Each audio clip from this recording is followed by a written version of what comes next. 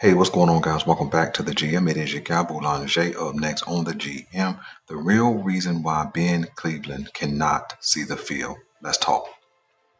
So I'm finally turning the page on last week, done with the week two loss. But the real question, the real controversy, the continual story is what's going on with the offensive line? Will the Baltimore Ravens show up on Sunday at 4 o'clock in Dallas and have a new addition to their starting lineup? Will Ben Cleveland replace Daniel Falele? Will Jones get a start? Who knows? But one thing is for sure, it is super, super clear that Ben Cleveland, for some reason, cannot see the field with any consistency.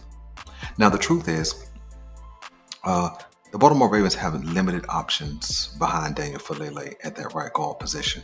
Okay, but let's talk about Daniel Falele really quick, and we'll get back to Ben Cleveland. Daniel Falele, I think, is doing the best he can. Right, you're asking a 6'8", 380-pound guy to bend down consistently and play inside of a box, and not only play inside of a box, on occasion pull from that guard position and make blocks on the other side of the offensive line. And that's just not happening. It is absolutely impossible to ask a guy that large to make those kind of plays, to have that kind of ability. Now, of course, we've seen Daniel Falele be okay, looking much, much better at the left guard position. But this right guard thing is not working. So the question that's been asked, and John Harbaugh answered this said question earlier this week in a press conference. Let's listen. If Ben had earned the job at right guard, he'd be the starting right guard. So I mean, you look at the tape. He didn't beat out Daniel or anybody. I think Ben's a good player. I like Ben. I want Ben to take the next step. He's in what year is he in? Third year, fourth year. He's in his fourth year. Ben knows what he needs to do. If he wants playing time, he knows how he needs to play, and he knows how he needs to practice when he gets that chance. So our evaluation right now is that Daniel outplayed Ben. Just fact, straight up. Matter of fact. If we thought Ben had outplayed Daniel, he'd be the starting right guard. So if I see that Ben's playing better than Daniel, then Ben will be the starting right guard. And he practices every day. So it's like just to tell all the guys. I mean, show me, and that goes. We're talking about Ben because that's the question. I love Ben, and I think Ben can be a great player. I want to see it.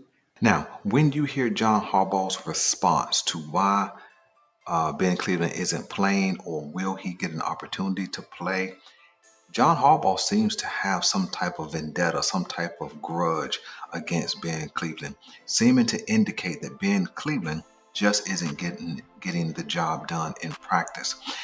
But the interesting thing is, when you flip on the actual game tape, when Ben Cleveland came in relief for Zeitler last season, he performed at an above average level, right? When you pull his numbers according to PFF, he performed at an above average level. Not stellar, not elite, not great, maybe not even good, but at an above average level, which means when you put him in the game, he has an ability to do the job you've asked him to do, right?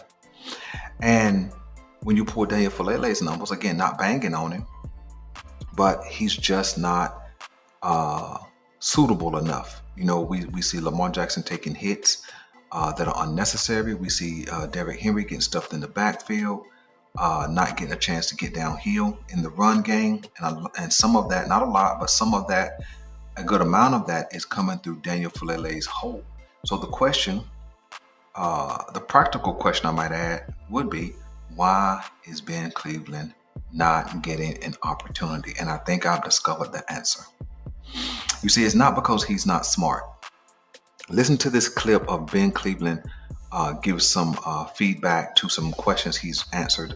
He's been asked in a press conference, and then you decide if this dude sounds dumb, like he can't pick up the playbook, like he don't understand what's going on, or if he speaks with a level of intelligence as if he knows what's going on along that offensive line. Where do you see yourself fitting in this offense? I see myself really fitting in wherever I'm needed at. I mean, this week I've been playing a little bit more center than other places, and I'm here to earn a spot on this team, and wherever they need me at to do that, that's what I'm going to do. How hard is the adjustment to center from day? How would you describe your comfort level at center? Oh no, I feel perfectly fine at center. They started working me in there last year, so I mean it's not like they just threw me into the fire this week. So I mean I'm definitely extremely comfortable there. Then, I mean, people will talk about make or break season for a guy. I mean, do you see it that way? I mean, you're 4 year. I mean, what are the stakes in your mind of the next month? I mean, I say that the stakes are definitely higher. I feel like, but at the end of the day, it's the same thing I've been doing for the last 3 years, just showing up to work every day and giving it everything I got to, be the best player that I can for this team and for myself, and let the chips land wherever they may. Ben, the Ravens have often turned to you when they've needed a spot starter or someone to come in the middle of the game at guard. Have those experiences in the past given you more confidence to go out there and try and win a starting job this year? Oh, absolutely. I mean, people don't realize how hard it is to come off the sideline cold, in the middle of the third quarter and step up and expect to take over and, perform at the highest level possible. So, being in that position before and plenty of times in the past, it gives me a lot of confidence knowing that no matter what, I can step up and do whatever they need me to do. Ben, if I'm not mistaken, I think you're left-handed, right? I am left-handed. Does that change anything offensive line-wise, snap standpoint? No, not really. Whenever I first started last year, snapping a little bit, I always had to make sure the quarterbacks knew they had a left-handed center just because the path of the ball is just a little bit different than what they're used to. But, I've worked with everybody enough to where they all got it down now. How excited are you for the preseason game? How excited are you for the preseason game, the opportunity to have to show? Oh, man, the preseason is kind of our first look at, who we're going to be as a team and who we're going to be as an offense. And, we're going to have a lot of different guys playing a lot of different spots. And, it's going to be fun to go out there and play different spots for myself and, see how we all kind of fit into one another and, make this offense work. Ben, center's obviously a position that requires a lot of communication. Is that an aspect of your game you've tried to step up since working on center? Now, when you listen to Ben Cleveland speak, it's super, super clear. He has a level of intelligence to communicate his understanding of the task at hand. I mean, for goodness sakes, he played big time football at Georgia University at a championship level, right? So we know he comes from the SEC. We know he's played big time football, and so does that not translate? Well, let me tell you what does translate. 6'6", 345 pounds. Ben Cleveland is a big, strong, powerful guy. In fact, when you look at him, he almost fills up the screen, right? But here's your answer. If you're still waiting on me to tell you, the reason why Ben Cleveland can't get no playing time is because he ain't no punk. What, Belanger? That don't make sense. Well, let me explain, and it will. You see, John Harbaugh is known for carrying a grudge. He's known for operating with a little diva-ness to him, right? And dudes should not be acting like divas. They should not have that diva type behavior. But John Harbaugh seems to have a little bit of that, especially when it comes to certain players. Ben Cleveland is that certain player, right? Now, saying Ben Cleveland ain't no punk doesn't mean that the other 52 players on the Baltimore Ravens are. You see, let me break it down really quick. See, if you're a star, right? Meaning those guys that have household names, when you say Lamar, Derrick Henry, Zay, Andrews, Stanley, those guys, Linderbaum, Humphrey, Roquan, see, Metabike, Hamilton, those guys. See, it ain't much you can say to them, right? You see, because they can kind of write their own ticket, right? If they don't make it on the Ravens, they'll be easily picked up. There'll be people knocking down the door to get their hands on some or most of those guys. Then you have those, what you call mid-level players, right? Or mid-tier players. These are guys who can fill in the gap, be super, super serviceable, make some plays. Those are guys like Odafe and Michael Pierce and Brandon Stevens, so on and so forth, right? He's not going to really confront them either. But it's those guys who kind of struggle in practice, maybe don't show everything you want them to show. John Harbaugh kind of develops a vendetta against those guys. We've seen that happen with other players, and that vendetta happens to be falling on Ben Cleveland. Okay. Now, Belanger, why would you say he ain't no punk? Well, listen to this clip right here, and I'll come back and explain. Hey, Ben, this is James Hensley with ESPN. Welcome to Baltimore. I think you probably get a sense that people are very intrigued about you and squirrels at this point. How would you describe, heard you describe it as a squirrel diet. How would you describe your squirrel diet, and how does that really actually help you? I mean, it's one of those things. I don't know if it was a specific diet. It's more so one of those things where you eat what you got in the freezer from the fall. So, had a few squirrels freeze dried in there. So, get a little hungry. Ain't got no deer meat left. Fry up a squirrel or two, and just go eat that. Jeff Zrebiec? Ben, when you look at, I know it's early, just day one of mini camp. There's a lot of talk about where you'll, starting and all that. What do you feel in your mind you have to do to prove you're ready to come in and be that day one plug-in starting guard? I mean, I think that's way too far ahead into the future to look at. I'm really focused on today and, getting the playbook down and kind of understanding how these new guys work, being here in rookie camp. So, I mean, it's a bunch of new guys. We're all seeing this playbook for the first and second time. So right now, really and truly just focused on kind of getting in sync with these new guys and learning this playbook because, I mean, you can't go play fast until you know what you're doing. So I think that's definitely step one is just, making sure you get that playbook down pat. But that's really what I'm worried about right now, not really thinking ahead to fall camp and, that starting job. Obviously, that's the goal for this year. But, that can't happen until, get the playbook down and learn my assignments. We'll go to Ryan Mink. Yeah, Ben, I'm not sure if you're a big WWE fan or not, but Braun Strowman tweeted wondering if you and him are related in any way after he saw some video of you walking onto the field. Any comment on that? Any truth to that? Yeah, I literally just seen it in the locker room after practice.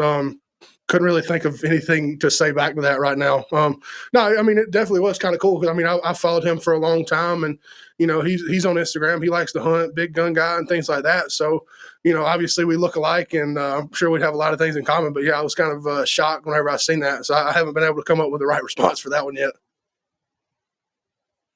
Jonas Schaefer? Hey, Ben, I know we've all seen your physique and just how toned you are for a guy your size. Was there a point in your career, high school, maybe middle school, where you realized just how important, your diet was and just how much, how significant that was in terms of a fuel source? Honestly, I don't really think that was ever really a concern of mine until college. Heck, I can remember back in high school, on Tuesday nights after practice, we'd have Little Caesars pizzas. And, I'd take 2 or 3 pizzas home and I'd sit down and eat 2 whole pizzas before I went to bed. So, I mean, obviously the dietitian part was not there in high school. But, I got around to some people with a little bit better knowledge of nutrition and, fuel in my body whenever I got into college. So I think probably, sophomore year, something like that is whenever I really started to take that seriously and, put away the fast food, put away the fried foods and things like that and try to, put better fuel in my body. Now, did you hear what Ben Cleveland said? Ben Cleveland's he got asked a question that was kind of joking about him being on a squirrel diet. Well, Ben Cleveland, as a matter of fact, cleared that right up. He didn't joke, he didn't smile, he cleared that right up. But he went on to say, we didn't have no deer meat in the freezer, but we did have a couple of squirrels. He said, so you fry up a couple squirrels and you eat that. You see, and then he leans into, coming from where I'm from, you eat what you have, right? That's how I know Ben Cleveland ain't no punk. See, I want you to listen to the commentary for real. He said we didn't have no deer meat. He didn't say chicken. He didn't say pork chops. He didn't say steak. He didn't say roast beef. He said we didn't have no deer, which indicates, you know what? This dude comes from a place where you had to grind for your food, where it's common to shoot, clean, and process your food so that you can have something to eat. See, you can't be no punk. You can't come from no punk environment. You can't come from no punk community and be in that mode of how you eat. You see, I live in a part of North Carolina that is in the country, and there are some dudes that run farms right around me, big time farming. The dude behind me, he probably runs a couple of $1 million farm. The dude across from me runs probably about $1 million farm, and these dudes know how to process their food as well, right? And so it was something I wanted to learn. But when I looked into it, when I asked these guys who were willing to teach me and show me how to process food, when they got to talking about cutting the heads off animals and hanging them up and cutting off this and cutting off that and draining the blood, you know what? I was out. I was out. You see, I developed an understanding that you can't be no punk and do that. Now, that don't mean I'm no punk. That just means that's a lifestyle that I can't live. That's a lifestyle that I'm not built to live, right? So you know what I did? Once I understood that, I moved to the country to take on that kind of lifestyle. You know what I did? I started an orchard. I learned how to grow. I learned how to plant. So I got 30 trees in the ground right now, and I got another 40 trees going in next between November and next spring. You see, because I can grow, but I can't shoot, kill, and clean. You understand? So that's how I know Ben Cleveland ain't no punk, which means, you see, that type of guy that I'm talking about, you know, they get a negative connotation down here in the South. But I found those guys to be good dudes who will ride with you, right? You know, they work hard for their stuff, and they ain't gonna let nobody come and take their stuff, and they ain't gonna let nobody come and take your stuff, right? I know that the stuff get thick down here in the country. I got some guys who got some guns who can handle business. I got some too that can handle business. But the fact of the matter is, you ain't no punk if you live that kind of life, if you come from that kind of culture, that kind of background. Ben Cleveland is the type of dude who will stand up as a man and respect you. But when you talk back to him, he's going to demand and require that same level of respect. And if it's disrespect involved, you ain't going to get him to do nothing for you. And that's what I believe is happening. See, because if John Harbaugh is willing to go hard at him in the public media and speak in a fashion of, well, he know what he need to do, and in translation, he ain't doing what he need to do, right? And he ain't beat out Daniel Falele or nobody, which means he ain't even in real competition, which means he ain't competing with nobody. He's so sorry in practice. But when you flip on the tape, there's another question. I think that Ben Cleveland stands his ground with John Harbaugh. Now, I ain't got no breaking news. Had no other player said anything about this, but I believe that's what's happening. I believe Ben Cleveland stands up for himself. He ain't gonna let nobody run over him. And as a man, you're gonna respect him as a man. And John Harbaugh does not like that for third tier, fourth tier type players, right? John Harbaugh has a disposition, seems like, that if you're on this team, you need to be grateful. Well, to be in the league, period, you need to be grateful. If you're the dadgum scorekeeper, you should be grateful. Why? Because you got a job. If you're the water boy, the towel person, you need to be grateful just simply because you have a job. But John Harbaugh seems to take that to the extreme when it comes to his players. And I don't think John Harbaugh shows Ben Cleveland any respect. Otherwise, he wouldn't come at him like that in the media. See, if he'll come out like that in public, imagine what he does and says to that man in private. Now, again, that doesn't mean Daniel Falele is no punk. He's too big to be a punk. That just means I believe Ben Cleveland stands up a little more for himself, and he ain't taking no bull jive from nobody. So let me know what you guys want me to know. Do you think we're leaning into the reason why Ben Cleveland isn't able to get on the field, or do you think I'm out of left field? Who knows? Who knows? But what we do know, he didn't get on the field. And another thought that I got for you: if Ben Cleveland was that sorry. Think about what I'm going to say. If Ben Cleveland was that sorry, why would the Baltimore Ravens have kept him on the roster for 4 seasons? If he ain't competing against nobody, if he can't beat out nobody, then there's no point in keeping him. See, we've seen them get rid of draft picks before. And Ben Cleveland ain't even a new draft pick. He a draft pick from 4 seasons ago or 4 drafts ago. And he ain't gone. That means somebody ain't telling the truth. Because see, if he can't ball, right? If he can't ball, that means he shouldn't even earn a roster spot. Give that up for somebody who can get in there and do some things. So it doesn't sound like there's a level of truth that's being communicated to the masses. I'm your guy Boulanger, and I'm out.